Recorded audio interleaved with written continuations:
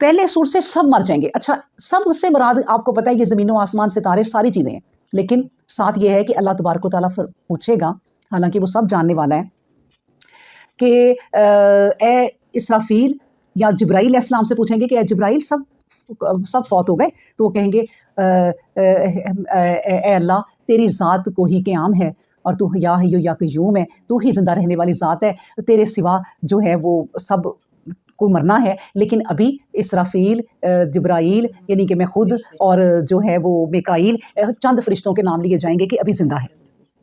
تو اللہ تبارک و تعالیٰ پھر ان کو بھی موت دے دیں گے، تو پھر پوچھیں گے، پھر وہ بتائے گا ڈیٹیل. اس کے بعد پھر اللہ تبارک و تعالیٰ کہیں گے اب کون زندہ ہے، وہ کہیں گے میں زندہ ہوں، کہیں گے تمہیں بھی موت ہے. اور پھر ایک بھی انسان، ایک بھی جاندار چرند پرند ہو، چاہے کوئی انسان ہو، اس کائنات میں، اس دنیا میں یا اس محشر میں نہیں ہوگا.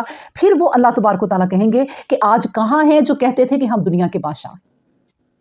آج ان سب کو موت آ گئی ہے، اور جو ملک الحق ہے، جس کے سوا کوئی معبود نہیں، لا الہ الا ہو، آج وہ زندہ ہے.